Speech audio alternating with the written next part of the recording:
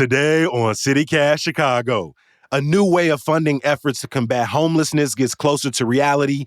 You've got tips and tricks for airport pickup, and we've got thoughts on the best Chicago rapper of all time. Lead producer Simone Alise is here with me to catch us up. It's Tuesday, August 1st. I'm Jacoby Cochran, and this is what Chicago's talking about.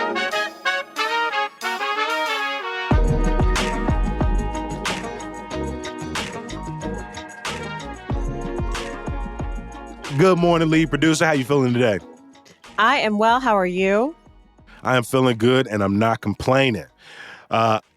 Mayor Brandon Johnson has some huge campaign promises to live up to, and one of the biggest is his Bring Chicago Home platform. It's a grassroots movement of Chicagoans committed to creating a dedicated revenue stream to combat homelessness in Chicago. Ultimately, they want to find more money to put into programs, into assistance for mortgages, for rental assistance. But Simone, as our go-to numbers person, can you break down exactly how Bring Chicago Home would work?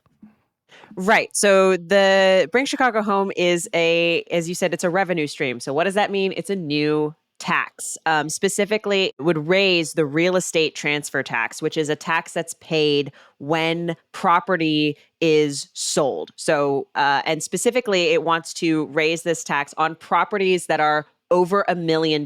So this is high-end property. This is, supporters sometimes refer to it as the mansion tax. The exact numbers get a little bit weedy, but it works out to be about a little over $13 for every $500 is sort of what is the current proposal. But that, those numbers could at this point could very much change because of kind of what is happening right now with this proposal. Yeah, I think I saw in one of the pieces we were reading that as of right now, if you get a property for like $250,000, you owe the city something like $1,800. But this tax increase for those properties over $1 million. And again, even though it says mansion, this is for commercial properties as well. That could essentially triple the sort of tax burden for those properties. Let's be clear. When we're talking about $1 million properties, we're not talking about things you and I can afford. I think this would only impact something like 4.2% of Chicagoans. And Mayor Lori Lightfoot sort of made her own attempt at creating a tax increase for Chicago's real estate transfer tax. Some of that increased revenue went to homelessness, but most of it went to just filling budget shortfalls at the time, bringing more money. And she argued that, under the proposals from the Bring Chicago Home Coalition, she argued it was essentially a property tax increase and opposed it. Yeah. And so this is what's sort of new right now we have this new mayor. And famously, last November, there was supposed to be a hearing on Bring Chicago Home on this real estate transfer tax. But the hearing never happened because mayoral allies and city council didn't show up. They couldn't reach a quorum. Yep. And so the meeting didn't happen and the proposal was essentially dead. Now, just last week, there has been a 3-hour subject matter hearing where proponents of this, supporters of Mayor Johnson, have said, this is going to happen now. We have the votes. Johnson was elected and he campaigned on this platform. I think one alderperson said, this is essentially decided in April, when Johnson won the election. And now it sort of gets to procedurally what happens next is, city council will have to make some kind of approval, but what they're voting on is basically to send this idea to voters in the March presidential primary. That would be the goal. Either voters have to approve it, a majority of Chicago voters, or we have to go through the state legislature to do it and get lawmakers to change the rules so that we could enact this tax, which is something that Johnson's transition committee has actually recommended, but it seems like city council is really hoping, or at least the proponents of this in city council are hoping that they can get it before voters in March of 2024. There's obviously a ton of momentum as Johnson and his allies are moving this, but a lot of the urgency is coming from things we've talked about a ton on this show already, right? To Mayor Lightfoot's credit, a record amount of money was spent on homelessness efforts last year, or in their last budget, but a lot of that came from COVID-19 relief dollars, from those federal billions of dollars of federal aid that came to the city that got used. But that money is drying up. So we need to find new revenue sources because we're looking at over 65,000 Chicagoans experiencing homelessness. We're looking at nearly 18,000 Chicago public school students experiencing homelessness throughout the year. We're talking about thousands of migrants who are in the middle of an affordable housing crisis in this city. We're talking about, a Chicago Housing Authority that hasn't replaced thousands of public housing units and affordable housing units. And so Chicago is only facing more and more pressure to find ways to get people with effective, sustainable housing in this city. It's also worth noting, too, Jacoby, you mentioned that 65,000 estimate number. That's an estimate from groups, grassroots groups, for the most part, working in Chicago. And it might be different. Some other listeners might be seeing a number that's like more like 5,000 or 6,000, which is a number that comes from the Housing and Urban Development and has to do with the different ways that people define homelessness. Like, do you count someone as homeless if they're couch surfing, for example? Yes. Basically, what city officials have said is the current revenue we have, not only is it not enough, it's not flexible enough to do the things that we need to do to house people right now when it's so urgent. And so, yeah, we'll be curious to see if this city council, this new mayor can actually bring this forward in a way that did not happen in November.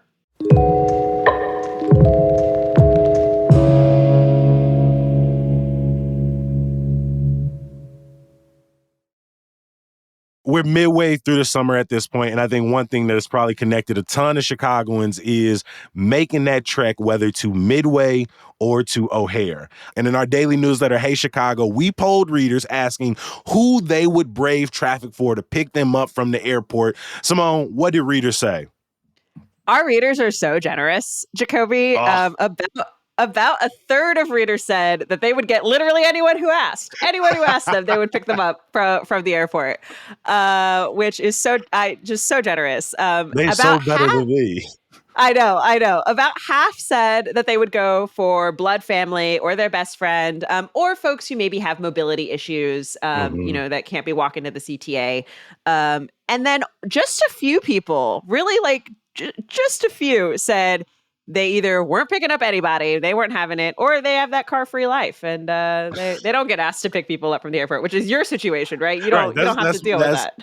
That's my situation. I honestly, thank you to all of the people who reached out and responded. I like to think, though, because this is how I look at every survey, the people who respond are the ones likely to respond in positive because they're good people. They're already doing a little bit. So they either want to brag about themselves or they just naturally want to help out, whether it's answering surveys, asking questions, right? Going on their receipt to that little obscure URL to fill out the anonymous employee survey. And I like to think the people who looked at this question and went, nobody was just like, I ain't even gonna fill this survey out. I'm gonna just keep pushing because I have to think there are way more Chicagoans, Hey Chicago readers, CityCast listeners who are in you and I's camp who is like, if you ain't fam, if we ain't like best friends, like I will call you an Uber. I'll tell you the best Blue Line stop to get off on that'll make your Uber cheaper, your Lyft cheaper. But yeah, it ain't happening. I'm very much like in the middle camp. I like, because I have, since I was 16, I've been that friend with a car. Like I have always been the person who had a car. Like I'm the only one of my friends currently living in the city that has a car. Like, so, I get it. I get that I'm the person who's going to have to pick you up from the airport. But I gotta know some things, and I really gotta like you. I really gotta know you. I respect that. So literally anyone is wild. What about tips and tricks for airport pickup? How do we best manage if we do have to go grab some people? I mean, I'm about to get on a flight in the morning to go to Atlanta, and luckily somebody's going to drop me off because they're very nice. What's funny is the biggest tip we got from readers, the thing I saw the most often was to fly into Midway if you can. That's where I'm leaving and coming back. Midway. To your point, like I technically live closer to O'Hare, but it's still easier for me to get to Midway in many ways. Like just from uptown. traffic on I-55 and on Lakeshore Drive just usually isn't as bad as trying to get to the Kennedy being full of traffic. I don't know. It's just like more of a straight shot. It's a little bit easier. And like it's also easier via train. But as far as I've actually O'Hare never goes, heard anyone from that far north tell me Midway is the easier one. So that's some new information for me. I'm probably going to get some messages about that, and probably people are going to fight me about it. But Hey, you're that's far how I feel. northeast, but right. This is how I feel, and you can't. You're not going to change my mind. Readers also, when it comes to O'Hare, they talked about using the cell phone lot. Basically, leave earlier than you think you have to. Chill out at the airport, so you're not like rushing to get in line or anywhere. I will say though. I have had a hell of a time trying to actually get into O'Hare's cell phone lot when it's very busy. I've chilled in the cell phone lot a couple of times. I have back in the day when I was picking people up. It's a smart tip. It's a smart tip. We've talked about how I lack a natural Chicagoans like aggressive driving tactics, and I feel like it really comes through when I'm trying to drive around O'Hare and I can't get into any lane that I want to get into. And I'm just going around 8 times. Another tip was to make sure you have the person's flight number so you can use Flight Tracker. And remember, you only really need to be there about 15 minutes after the flight lands, right? The person's got to deplane, they got to check their bags, they're going to use the bathroom. So don't feel like you have to get there right when the flight lands. I always tell people I'm landing 15 minutes earlier than I am because a person who thinks they need to come 15 minutes after the time I said land is coming 40 minutes after. And so like a good reservation, I'm going to tell you it's earlier than it is. That seems like that has more to do with the people who are coming to pick you up, Jacoby. I mean, yeah, sure. I don't think I know a lot of punctual people in my life outside of my moms. Most people I know is always, if they tell you they on their way, they ain't left. If they say they 5 minutes away, they in the bed. And then the last tip, which is what I do, this is my favorite tip, is have them take the Blue Line to a stop that's easier to pick them up from. It is a little bit easier for me. I mean, it's still almost just as far, but it's a little bit easier for me to get to the Jefferson Park Blue Line station than it is to get all the way to O'Hare. And I don't have to get on the highway, which I prefer personally. Anytime I come into O'Hare, I never call a car directly from O'Hare, and I rarely ride the Blue Line all the way downtown, get off, get on the Metro. And I usually come into Logan, Wicker Park, West Loop, near West Side, and then I'm in a car the rest of the way so I can finish that nap. I also fly early in the morning almost all the time, so I'm always sleepy. But I'm not gonna call an Uber from O'Hare unless I'm just beat tired. But hey, as you are moving through the rest of your summer, continue to think about these tricks, whether you're going on a flight, whether you got friends or family coming in. And I'm telling you, sending your friend off on a $30, $40 ride is no better way to tell them you love them. Like, come on, there's no better way. Our last topic for the day, we're going to talk a little rap music here in Chicago. Chicago has a fantastic culture. And our friends over at Axios Chicago recently put out their Chicago's Best Hip Hop Artist poll, in which all of their readers came in and voted. And the winner was Chance the Rapper beating Common.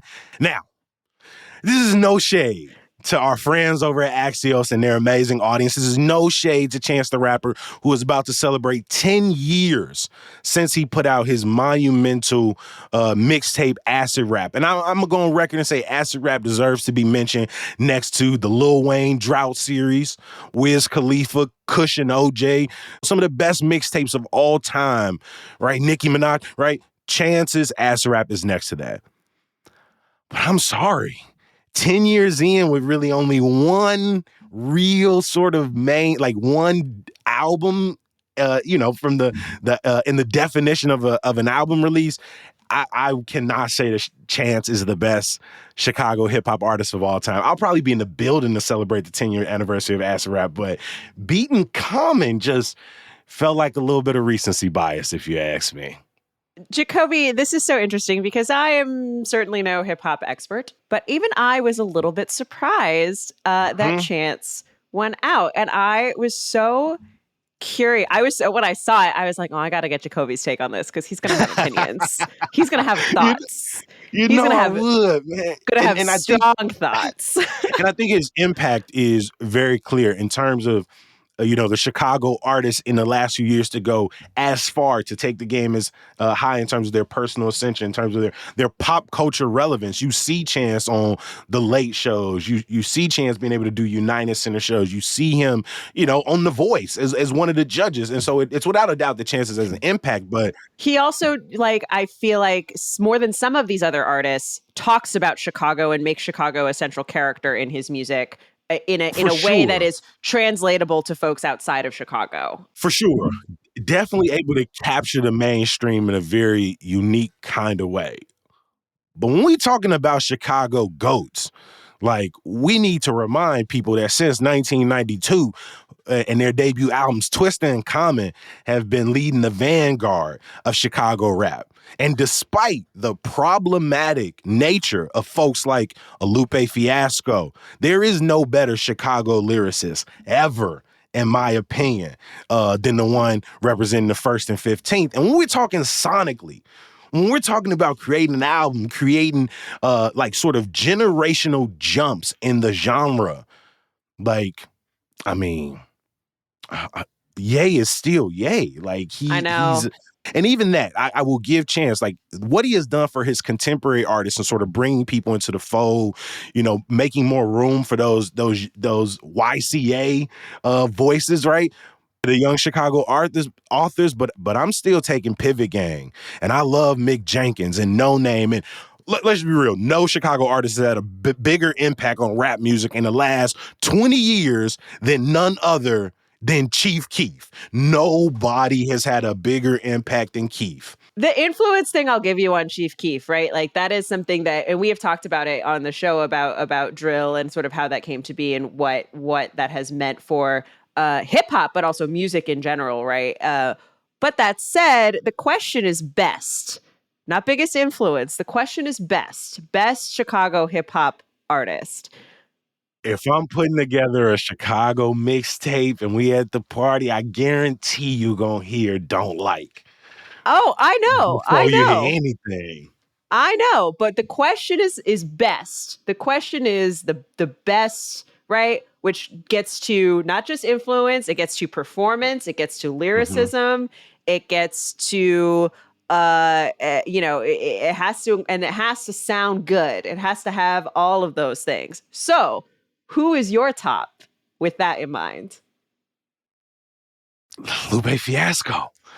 Lupe Fiasco is one of the greatest rappers I've ever heard in my life. And again, there is no forgiving moments of anti-Semitism and misogyny, but you heard him on Pressure with Jay-Z on his first album, and you was like, this man is going bar for bar with Hove right now. If I only had one, if I could only listen to one forever, we definitely got to go with Graduation. Come on, what we talking? Late Registration has got to be in row. Yeah, it's tough with Kanye because it's tough. It's tough. There's diamonds are forever. There is a lot going on, and I think that's why he did so poorly in that poll. Personally, I think it had more to do with his personal issues and his political issues. Some violent, dangerous, really misguided takes. The ego is it exploded, and it took a lot down with it. Which makes it tough. But shout out to Axios for running the running the poll. Everybody who responded. Yes. It's good to get these kind of conversations going.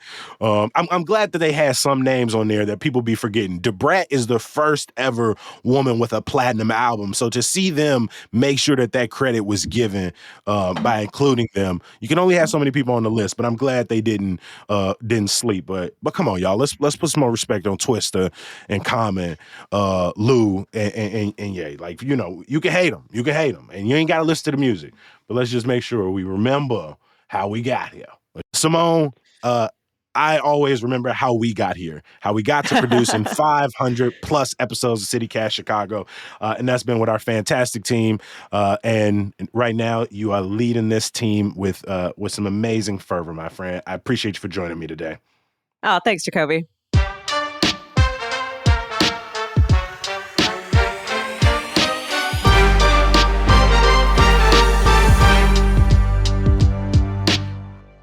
Before I let you go, make sure you subscribe to our daily newsletter, Hey Chicago, at chicago.citycast.fm for the latest and news and events. Today, Sydney Madden is talking about what's going on with Chicago public pools. She has a sit down with the Midwestern overdose prevention specialist, and of course, great events all across the city. Again, subscribe at chicago.citycast.fm.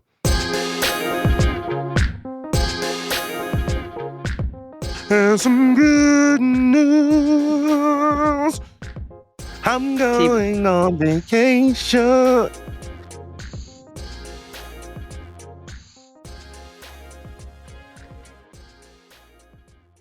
I see you next Tuesday. You can't say see you next Tuesday.